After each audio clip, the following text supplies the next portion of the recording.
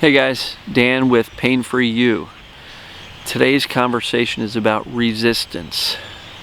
And what I mean by that are lots of comments on the posts, on the videos, on YouTube, private messages. We go to sit down and do this work, and there's absolutely a strong resistance to doing the work, the emotional work.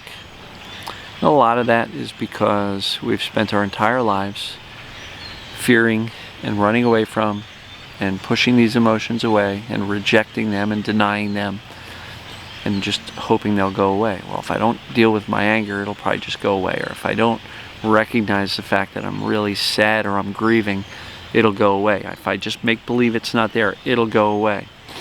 I wish that worked. Unfortunately, it doesn't. The emotions that we resist tend to intensify. And the reason for that, in my opinion, again, not scientific, just my thoughts, the reason that these feelings tend to intensify is because by trying to hold them back, they tend to accumulate.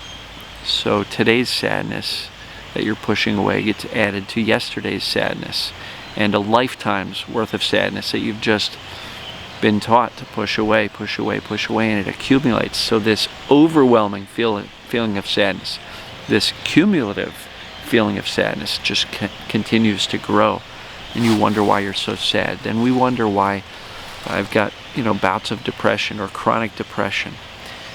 And, the anger that we push away for our entire lives and reject and deny because we're good people and we're perfect, so I shouldn't get angry.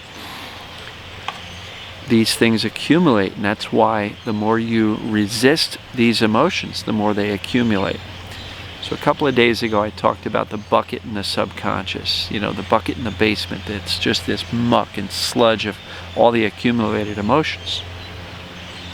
So through resistance, you're basically saying, I'm going to put everything in that bucket. I'm going to put these nasty, dark, negative emotions, which I don't like because they're uncomfortable. They make me feel like a bad person for some reason, or a weak person. Resistance is basically adding to the accumulation of these negative repressed emotions, or even emotions you're aware of but you're resisting and pushing away. And that basement bucket can only hold so much. So resistance, I get it. We're afraid of these emotions. But one of the opportunities for growth in this TMS work is to realize and learn and deeply understand that we are not broken, mentally, emotionally, and most importantly, physically, because the pains and the symptoms absolutely make us feel like we are broken physically. But for some of us, we've got this resistance to feeling these emotions because then we will feel broken emotionally, and we don't want to do that because we don't want to be weak or deemed crazy or overly emotional, because there's a lot of judgment surrounding that, and we're so worried what other people will think of us that we don't want to ever admit to anybody, including ourselves, that we're really freaking sad or we're really freaking angry, right? So we resist, we push away, we reject these emotions. And if you recall, I'm going to bring back the video I did on the open house, holding an open house for your emotions. And in that video, I talked about how, knock, knock, knock, who's there? Anger. Oh, go away. So we resist, that resistance to feeling these emotions, and we don't let anger in. And next day, anger's there again. This time it's rage. And now you've got anger and rage outside your door. And as days and weeks and hours and months and decades go by, resist, all these emotions come knocking on your door. All they want is to be felt. All they want is to be acknowledged and welcomed and, given some space. And by resisting, just imagine all of these emotions knocking on your door, and you've just resisted them. And, in that video I talked about and joked about, you've got this zombie horde of negative emotions that really just wanted to be felt and allowed in to visit with you, but you've rejected them. So now you've got thousands and thousands of these zombie horde emotions surrounding your house, banging on the doors and the windows, and you're inside wondering why you're so uptight, why you're so overwhelmed, why your body is exhibiting all of these symptoms of too much stress. Well, that's why. The healthy way to deal with emotions is to treat them like visitors. Open that front door, allow them in. They will sit with you. And as long as you need to, you sit with them. And if you're really pissed off about something, sit with that emotion. If you're really sad about something, be okay. Sadness doesn't make you a bad person. If you're sad for a week or a month, that's okay. You know, we have sadness in our lives.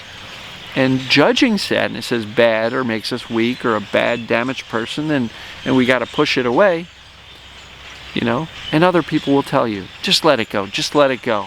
And we feel like, well, maybe I should just let it go. So we end up saying, I got to get rid of this, I got to get rid of this, and you try to throw the emotion out of your house before you've even given it a chance to visit with you and be honored and felt and respected. So the key is, hold an open house for your emotions. They are welcome guests. The emotions should come in, be welcome. That's really what I mean by the opposite of resistance, right? Welcome it. You're normal, you're human. And so you sit with the emotion, and once it's been felt enough, it will get up and leave on its own. You don't have to forcefully release it. We don't have to forcefully let it go or throw it away. I got to put it out of my mind. That's still resistance. So as long as it needs to be with you, look, if you're grieving over the loss of somebody that you cared about, whether it be a person, a relationship, a pet, allow yourself to grieve.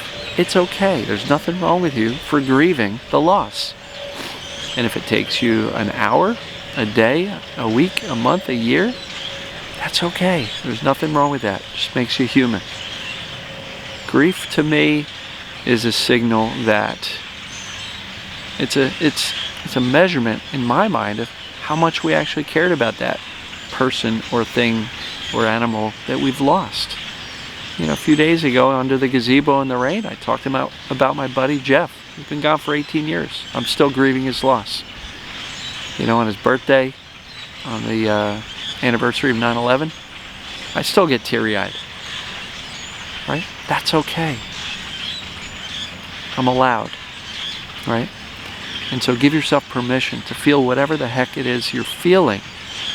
And when you say, boy, I sit down and do this work and I really feel the resistance and I don't want to do it, and I look for 18 other things that I can do or that I need to do. I forgot to do this. I got to do the laundry. I got to do that. I'll get to the work later. That's resistance. Why? Because admittedly, this stuff is uncomfortable. It's not pleasant. It's not fun.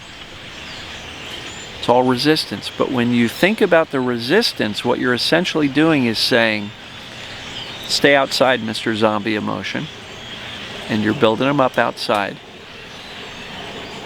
Or you're saying, I'm going to take this emotion that I really don't want to feel and I'm going to throw it in that bucket in the basement. Well, the problem is, in either of those, visual analogies that I'm giving you, that basement, that bucket is going to overflow. When that happens, the symptoms appear in the first place, or they flare. Or, in the case of this open house for your emotions, by resisting, and not ever letting these emotions in, they're accumulating outside. And eventually they're going to bust through. And when they do, you're going to get hit with symptoms or a high degree of anxiety. So the most healthy way of dealing with these emotions is to allow them to come through and pass through like visitors. Right? You're not your emotions.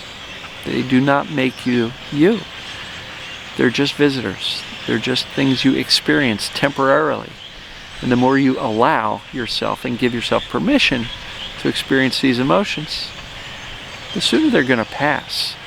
Resistance only guarantees they stick around, and as they accumulate with other emotional experiences and charges that you've resisted, it just intensifies, and therefore the resistance builds up even more because you're feeling even more sadness or grief or anger or shame or guilt or whatever, and it just feels even more overwhelming, so you resist it even firmer.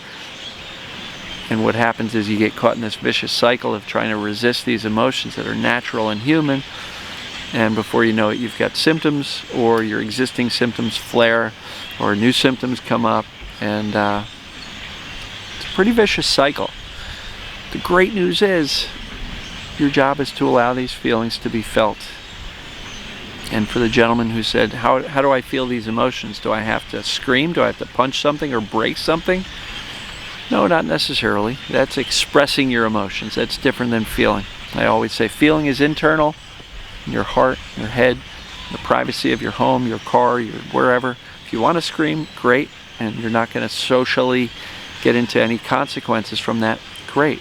If you're a screamer, get in your car and drive and scream, whatever.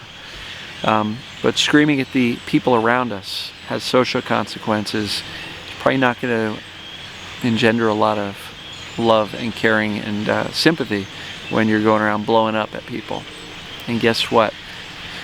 When you resist and you accumulate these emotions and they intensify, you're much more likely to blow up at the outside world. When you allow yourself to be human and feel these emotions in real time as they occur, they don't accumulate, so they don't intensify, and it's a lot less likely to blow up. So if you are quick to react and snap at people and really bite people's heads off when they look at you sideways, you've probably had a lot of resistance to emotions, and they're accumulating and building up the pressure, and you're ready to blow. And if you don't believe that's the case, where are your shoulders right now? Are they tight? Are they up? Are you walking around constantly stressed out? If so, you're accumulating these emotions. And at the same time, you're saying, these emotions are not cool. I got to push them away, keep them away, because I don't have time for that. They make me a bad person. I'm not like that. I'm not an angry person. Well, sure you are. You just don't want to admit it. Doesn't make you a bad person. It makes you human. So resistance. What do you think about this? Are you resisting your emotions? Are you resisting doing this work? Are you completely distracted by the pain or symptoms so that you don't have to deal with these scary, dangerous, overwhelming emotions that don't fit with your self-image, right? So what do you guys think of resistance? Does it apply to you? If you hate doing this work, if you put it off and procrastinate and find that, I'll do it tomorrow, and then a week's gone by, you've got some serious resistance. And the more resistance you feel to doing this work, the more you should really do it. The more you need to do it, the more it's going to help you. So if you're feeling resistance, dive in. The emotions are safe. And by doing this work, giving yourself permission to feel these emotions, and then soothing yourself afterwards, you're going to prove to yourself that the emotions are actually safer than you thought. And you feel like there's a weight lifted off of your shoulders when you actually feel these emotions. You get a good scream out in the car, or you get a good cry out, a sobbing cry. When was the last time you did that? So if you got the resistance, this work is for you. What do you think? Comment below, share widely, let people know about this work, and not just me, the other experts as well.